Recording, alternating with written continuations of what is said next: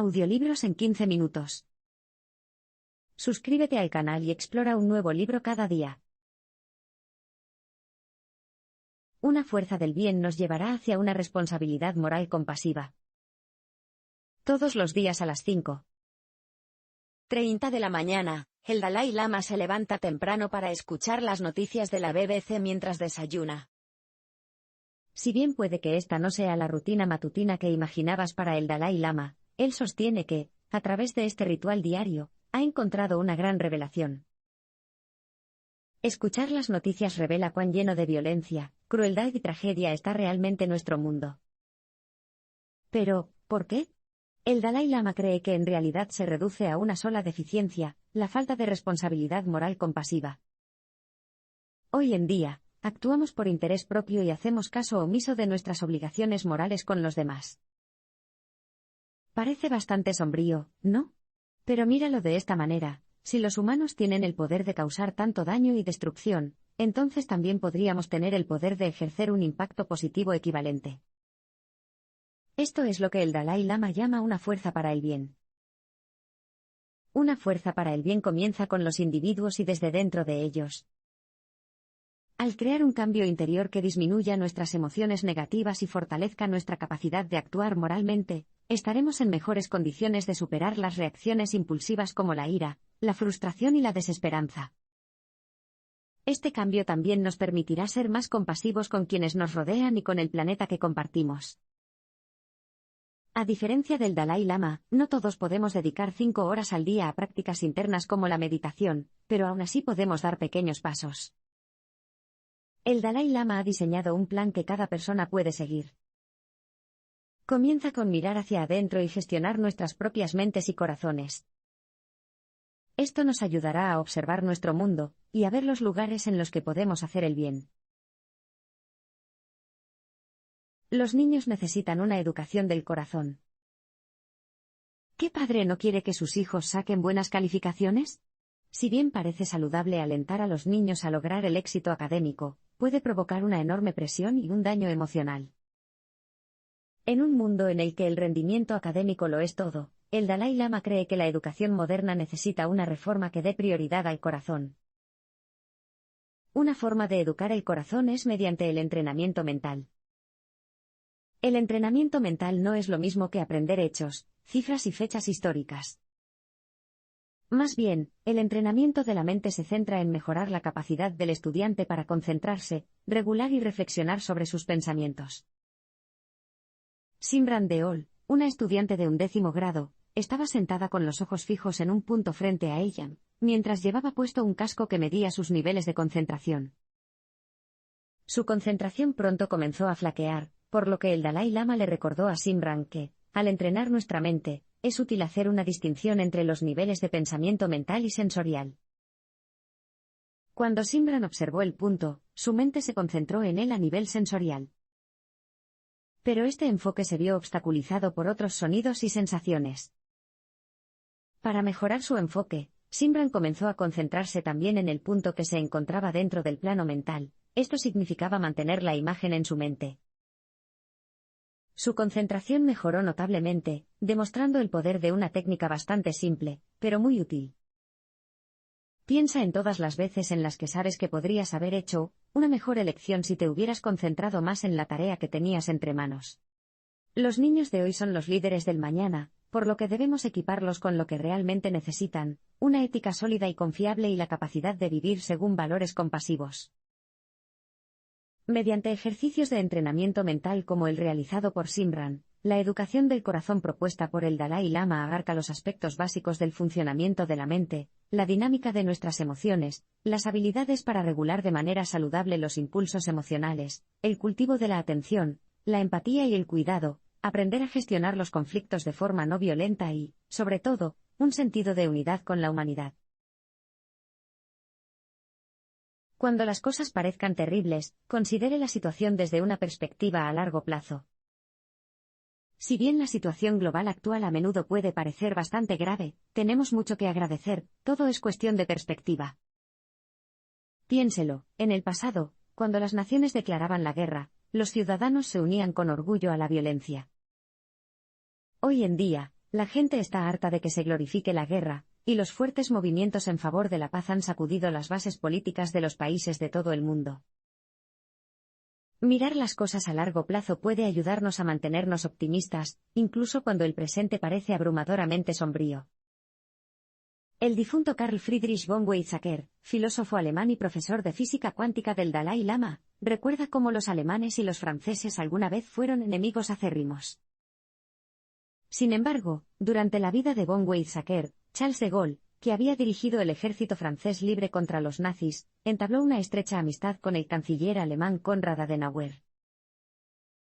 Los dos líderes unieron sus fuerzas para apoyar la formación de la Unión Europea.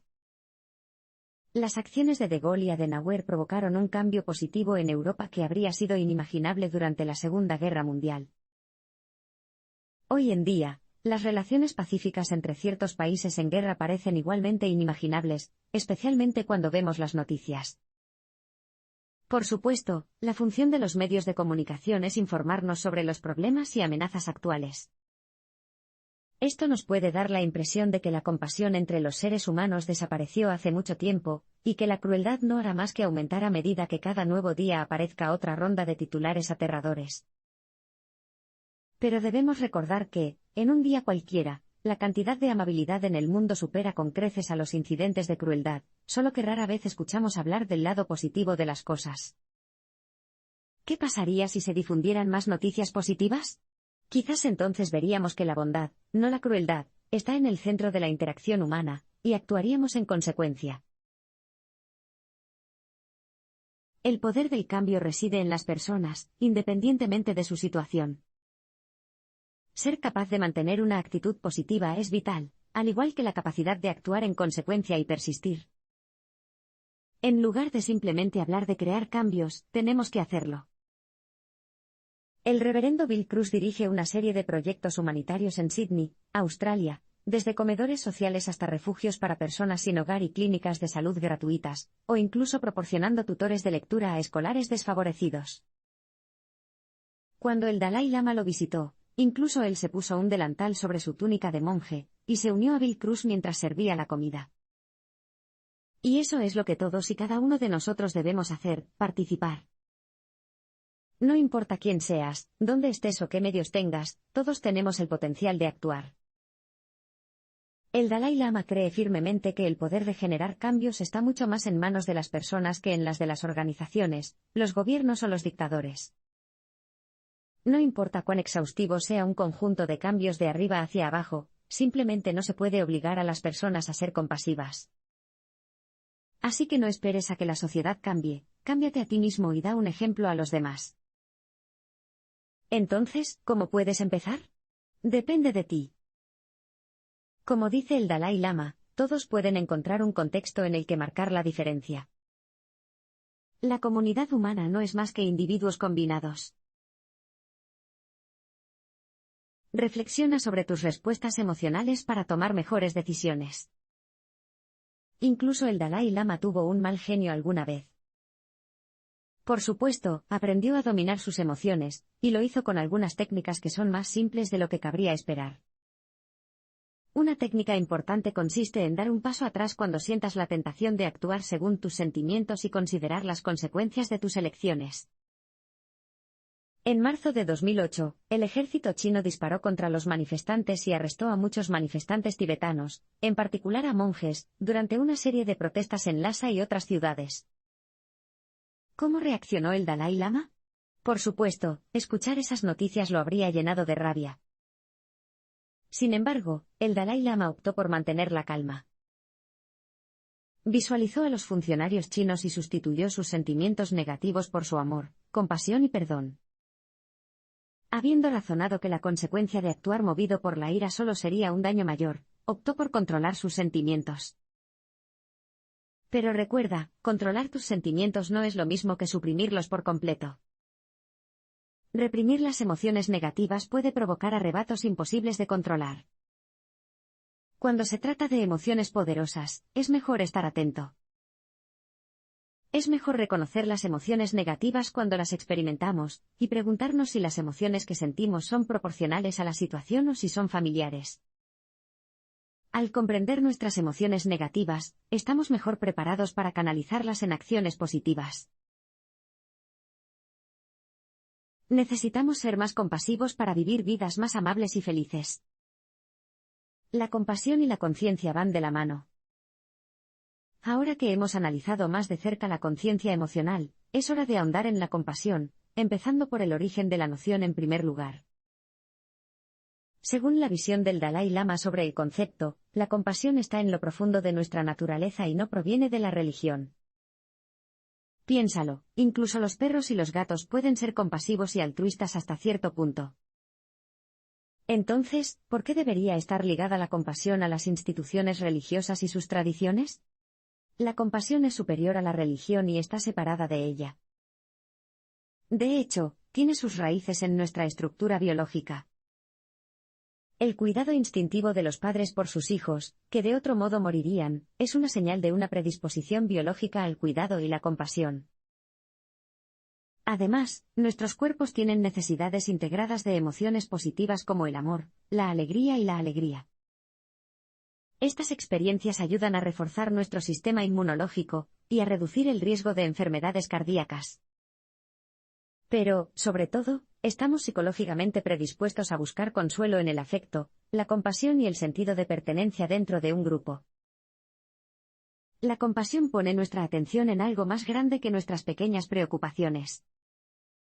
Este objetivo más amplio nos da energía a su vez. Tras explorar de dónde viene la compasión y por qué la necesitamos, investiguemos cómo se manifiesta en nuestro mundo. Descubre más en un abrir y cerrar de ojos. La compasión en acción implica equidad, transparencia y responsabilidad. La forma de compasión del Dalai Lama no es de las que se limitan a las vacaciones o a la escuela dominical. Más bien, aboga por la responsabilidad moral en todos los ámbitos de la vida pública, lo que incluye tener un profundo desagrado por la injusticia, y tomar la iniciativa para denunciar y reformar los sistemas corruptos. 3 principios ejemplifican esa compasión en acción: equidad, transparencia y responsabilidad. Al tratar a todos por igual, permanecer abiertos y honestos y asumir la responsabilidad de nuestros errores, podemos crear una poderosa forma de compasión que impulse nuestras acciones. La compasión en acción no solo significa aliviar el sufrimiento, sino también comprometerse a corregir los errores oponiéndose activamente a la injusticia o protegiendo los derechos de las personas. Además, el Dalai Lama nos alienta a aprender cómo podemos reducir nuestras emociones destructivas.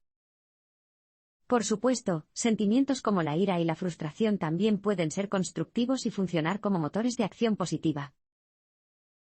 Por ejemplo, el Dalai Lama conoció una vez a un trabajador social cuyo grupo había recibido demasiados casos, lo que le impidió ayudar a ninguna de las personas.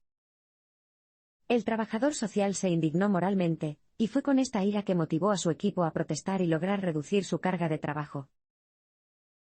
Sin embargo, no hace falta mucho para que la ira pase de ser constructiva a ser destructiva. Una forma de asegurarnos de que utilizamos la frustración para impulsar acciones positivas es mantener una compasión básica hacia la persona con la que estamos en desacuerdo. Está claro que la compasión es un tema recurrente aquí. En un abrir y cerrar de ojos, exploraremos otra situación en la que la compasión desempeña un papel central: la brecha entre la ciencia y la religión. La ciencia y la religión forman un gran equipo. ¿Le sorprende que el Dalai Lama se reúna habitualmente con científicos ganadores del Premio Nobel para discutir teorías intrincadas con personas como Bob Livingstone, David Bohm, Wolf Singer y Paul Ekman? Bueno, no debería. El Dalai Lama reconoce la fuerza de la ciencia y la religión, y nosotros también deberíamos hacerlo. A pesar de lo que podamos pensar, la espiritualidad y la ciencia no se excluyen mutuamente. No son más que estrategias alternativas en la búsqueda de la realidad. Entonces, ¿por qué no reunirlos?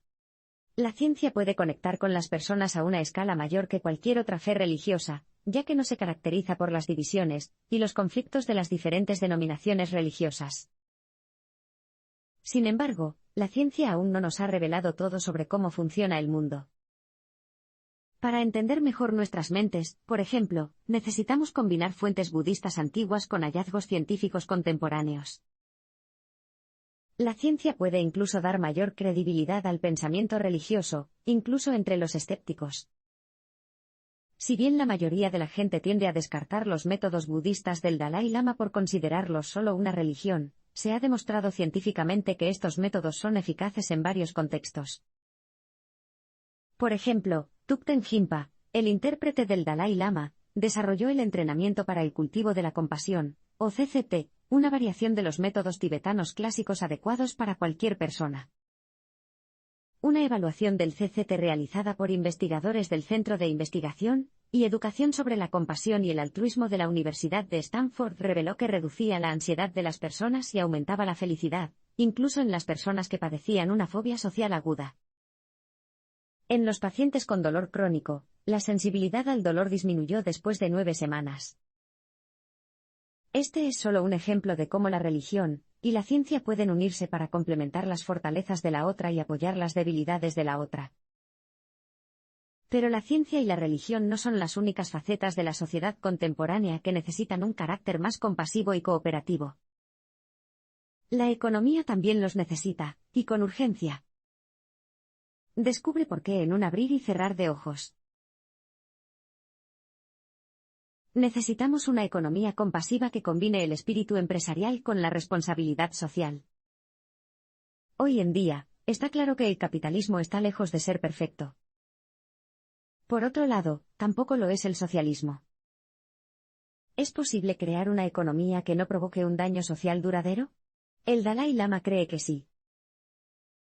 En primer lugar, es importante reconocer que la mayoría de los problemas no surgen de los principios de un sistema económico. Más bien, es la falta de compasión moral por parte de las personas que implementan el sistema. Tanto el capitalismo como el comunismo pueden corromperse por el egoísmo y la explotación. Nuestra situación capitalista actual ha llevado a una brecha cada vez mayor entre los ricos y los pobres. En su libro El Capital, el economista Thomas Piketty analiza las tendencias de los datos a lo largo de los siglos para revelar cómo quienes tienen dinero para invertir siempre ganan más que quienes trabajan por su salario. La disparidad y la desigualdad cada vez mayores entre ricos y pobres parecen inherentes a una economía de libre mercado. En consecuencia, el Dalai Lama se posiciona como marxista a este respecto, ya que el marxismo al menos presenta una dimensión moral que tiene en cuenta el bienestar de las personas. Por supuesto, muchos intentos de lograr economías socialistas han resultado desastrosos. Entonces, ¿cuál es la solución del Dalai Lama? Prevé una economía compasiva en la que el espíritu empresarial vaya acompañado de un sólido sistema de apoyo social puesto sobre el patrimonio. En otras palabras, necesitamos empresas con fines de lucro con el corazón de las organizaciones sin fines de lucro.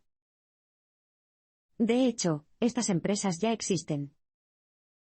Una de ellas es Prosperity Candle, que ofrece a los refugiados iraquíes o tailandés birmanos, a las víctimas del terremoto de Haití, y a unas 600 mujeres desfavorecidas la oportunidad de ganarse la vida fabricando velas. De manera similar, el Banco Grameen de Muhammad Yunus en Bangladesh fue pionero en micropréstamos para personas que viven en la pobreza. Estos préstamos les ayudan a iniciar sus propios negocios, lo que les permite ser autosuficientes y, finalmente, devolver el dinero, que luego se puede prestar a otros. Empresas como esta transforman el capitalismo en algo significativo, no solo rentable. Este movimiento emergente puede resultar muy exitoso a la hora de convertir las empresas en una fuerza positiva. Tanto los privilegiados como los desfavorecidos desempeñan un papel vital en la creación del cambio social. Como seres humanos, todos compartimos el mismo potencial. Lamentablemente, a menudo no compartimos las mismas oportunidades. Aún así, tanto los grupos privilegiados como los desfavorecidos de la sociedad son responsables de trabajar juntos para lograr el cambio.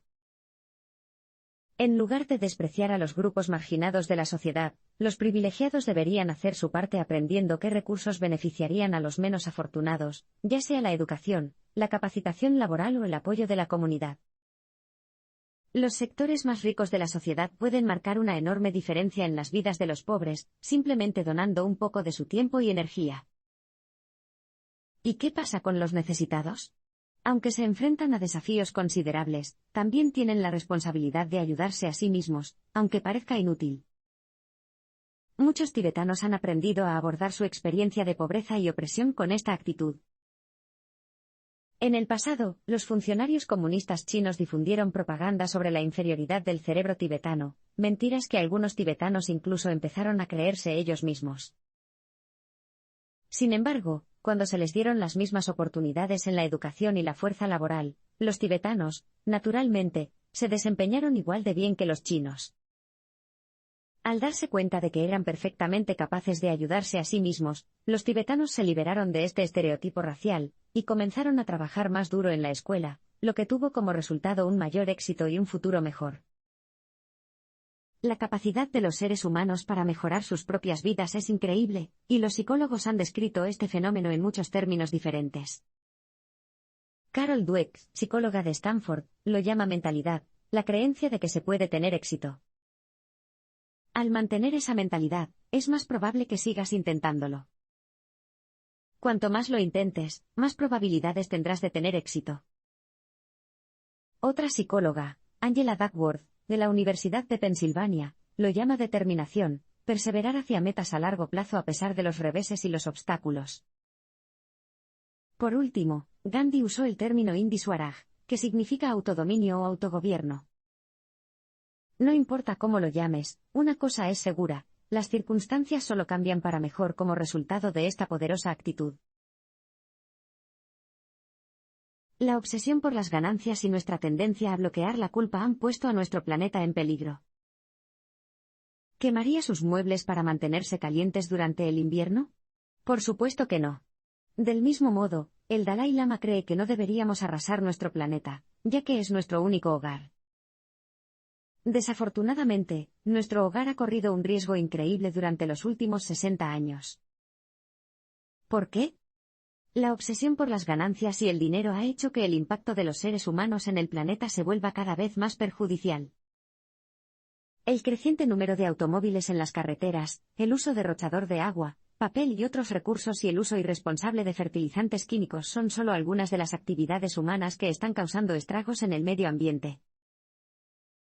No hay manera de que podamos seguir fingiendo que ignoramos el impacto destructivo de las actividades humanas, todos sabemos muy bien el daño que causamos.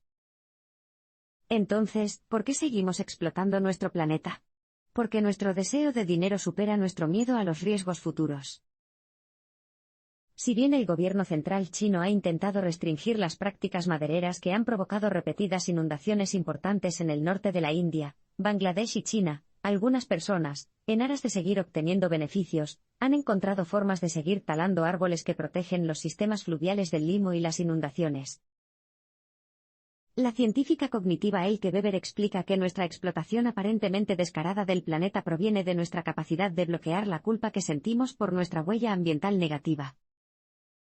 Como individuos, es nuestra responsabilidad evitar desconectarnos. Una forma sencilla de hacerlo es utilizar una huella de mano como forma de rastrear sus impactos personales, y la suma total de sus mejores prácticas ecológicas. La huella de la mano de una persona es una medida de las prácticas ecológicas positivas, como apagar los interruptores de la luz o andar en bicicleta en lugar de conducir. Cada acción puede ampliar la huella de la mano, lo que nos motiva a estar al tanto de los impactos humanos en el planeta y actuar en consecuencia. Las declaraciones positivas y las amistades individuales son soluciones poderosas para los conflictos. Incluso el Dalai Lama admite que los seres humanos siempre crearán conflictos, los choques de ideas son naturales. Para hacer frente a estos conflictos, es vital que haya una buena comunicación y un entendimiento mutuo. De hecho, es más fácil crear un diálogo saludable de lo que piensas. Hay un puñado de movimientos básicos a los que puedes recurrir durante un enfrentamiento con otro. La primera es tan simple como decir algo positivo sobre la otra persona y algo positivo sobre ti mismo. Eso es exactamente lo que hizo el filósofo A. J. Ayer en 1987 en una fiesta de la alta sociedad en Nueva York. Cuando se le notificó que alguien estaba siendo agredido, Ayer acudió corriendo al lugar y encontró a Mike Tyson atacando a la entonces desconocida Naomi Campbell. Ayer insistió en que Tyson se detuviera, a lo que Tyson le preguntó, ¿no sabes quién diablos soy, inútil? Soy Mike Tyson, campeón mundial de peso pesado. Ayer respondió, y yo soy el antiguo profesor de lógica de Wickham. Ambos somos hombres destacados en nuestro campo, sugiero que hablemos de esto como hombres racionales. Mientras hablaban, Campbell salió sano y salvo de la habitación. En esta situación, ayer demostró una inteligencia emocional encomiable. Al decir algo positivo sobre Tyson y sobre sí mismo, estableció las bases para un diálogo abierto en igualdad de condiciones. Pero, ¿qué pasa si te enfrentas a un conflicto que existe desde hace meses, años e incluso siglos? La solución es sencilla: amistad entre individuos. Para demostrar que este enfoque realmente funciona, el psicólogo social Thomas Pettigrew consultó más de 500 estudios de más de 38 países, con respuestas de 250.000 de personas. Descubrió que, una y otra vez, una relación emocional con alguien de un grupo opuesto, ya fuera una amistad o un romance, era suficiente para superar los prejuicios.